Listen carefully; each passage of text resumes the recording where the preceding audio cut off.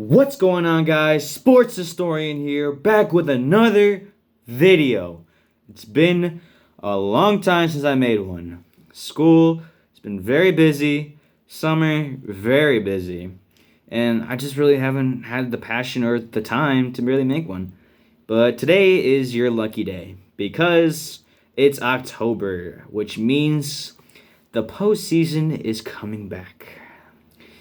After the 2021 and 2020 postseason predictions, I am back with another one, which makes it my third annual 2022 postseason predictions. Before I get into it, please leave a like or a comment.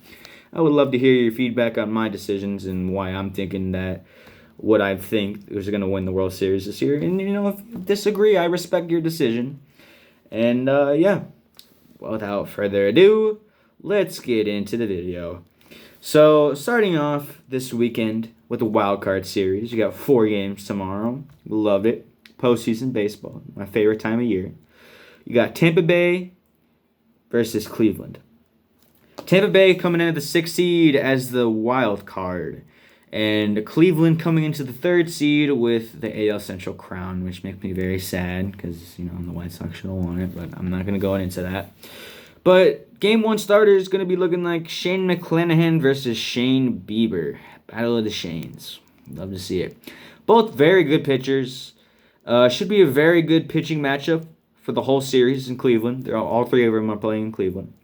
On the season series, they are tied at 3 games apiece, recently playing them in Cleveland last weekend. And if I'm being honest with you, I really do not trust the Guardians lineup at all. I mean, yes, they have Jose Ramirez and Josh Naylor and Andres Jimenez, 3 really good players, but I don't see it. I mean, Tampa's got Randy Arozarena, they got Yanni Diaz, they got Manuel Margot, Kevin Kiermaier, and then they got a very good bullpen. Drew Rasmussen has been a very good starter, and I'm assuming he'd probably get the Game 2, if not Game 3 start. And yeah, those are my reasons why I think Tampa's going to beat Cleveland 2-0. Now, next series, we go to the Pacific Northwest and the Mariners. And we go north of the border to Toronto for the first time in a few years. Seattle, last time they were in the playoffs was 2001. Very long time. The longest active, drought in Big 4 sports. To put it in reference, Shrek was in theaters when the Mariners were the last time in the playoffs. And on the season series, Seattle's had the better fare. They've won 4-2. They did sweep them, the Mariners. They did sweep the Blue Jays in Seattle. If I'm being honest with you, the Blue Jays have not been really consistent. Yes, they have Vladdy Guerrero. They have Bo Bichette, Teoscar. They have the lineup. The pitching is where I'm getting a little skeptical. Starting pitching is fantastic. You got Kevin Gausman, who's coming off a really good season in San Francisco.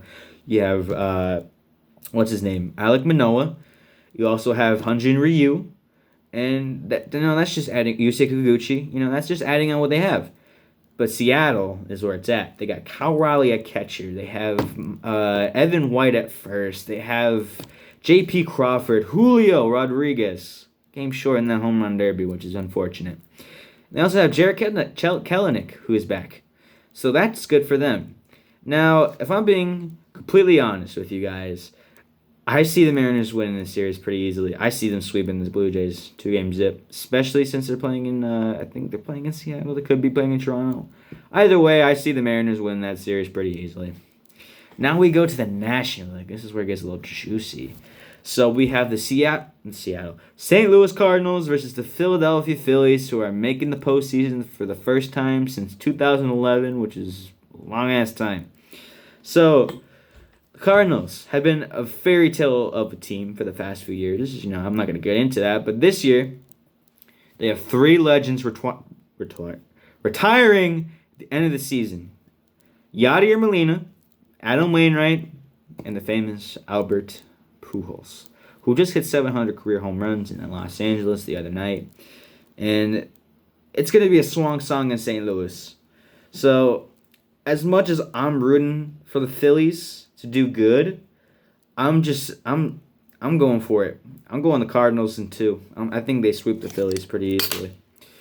Now, we have the San Diego Padres versus the New York Mets. The Padres coming in as the sixth seed. Fifth seed. My apologies. And we have the Mets coming in at the fourth seed. I know you really don't see a lot of 100-win teams becoming a wild card. It's just telling you how good the Braves were this year. We'll get to them. But what you need to know is that the New York Mets have 3 legitimate aces. Jacob deGrom, who won the Cy Young 2 years in a row.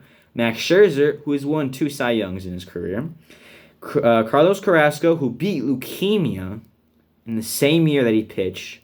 Then we also have Chris Bressett they got from Oakland earlier this season.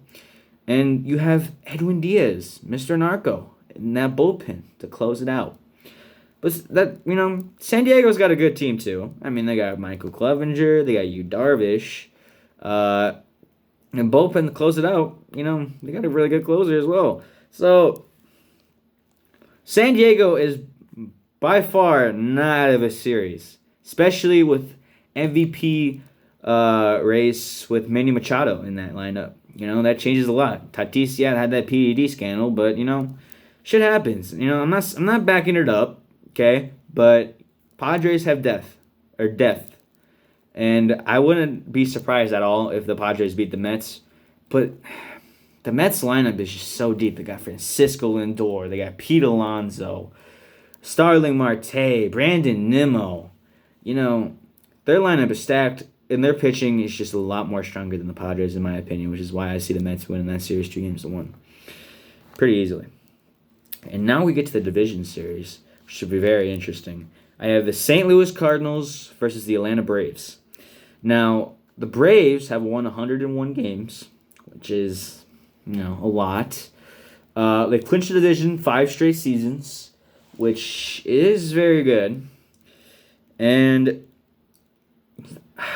I'm telling you guys, the Braves are the team to beat in the National League.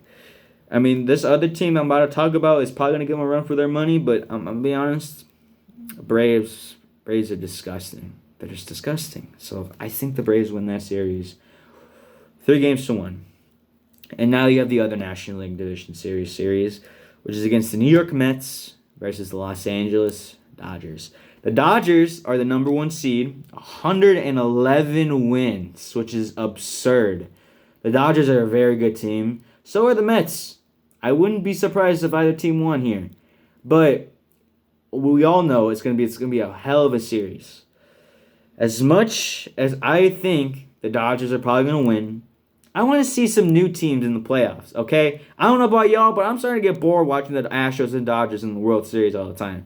I'm going Mets in 4. A little bit of hot take, I know, but you work with me.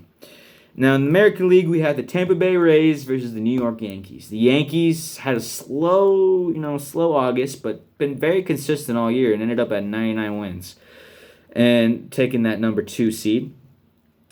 They have the MVP on their team. It's not Shohei, it's Judge. He just passed Roger Maris for the most single-season home run list. I don't count Bonds, I'm sorry. I'm just not that guy. So, you have the Yankees. It's just the fucking Yankees. Like my friend Ralph would say, Yankees! So, I'm going Yankees in 4. As much as I would like to see Tampa Bay win, I don't think anyone could beat the Yankees right now. And you have Seattle versus the Houston Astros. Astros, despise them, hate them. As a White Sox fan, I hate them. But at the same time, I got to give them a lot of credit. They've won 106 games this season, which is a lot too. Number 1 seed in the American League. But again, I want to see some new teams in the playoffs this time. I want to see the Mariners move to the championship series. First time since 2001. And now we have the championship series. This time around, I got the New York Mets versus the Atlanta Braves. Hell yeah, we got the NL East rivals facing each other in the championship series.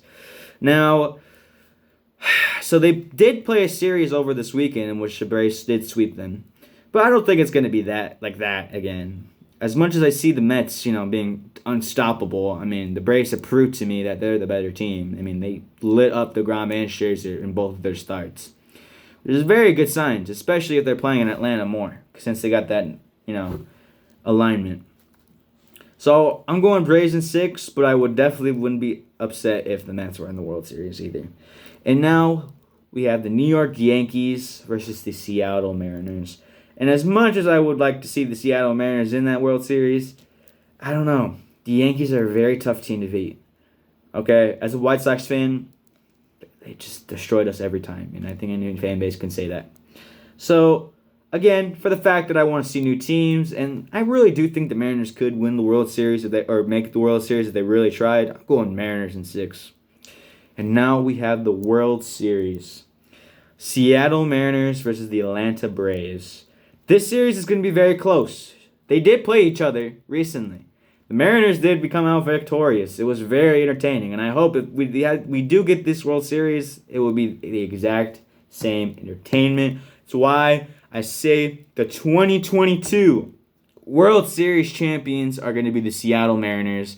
If you guys disagree, let me know in the comments below.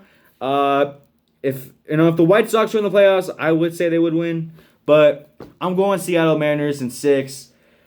And sports historians signing out.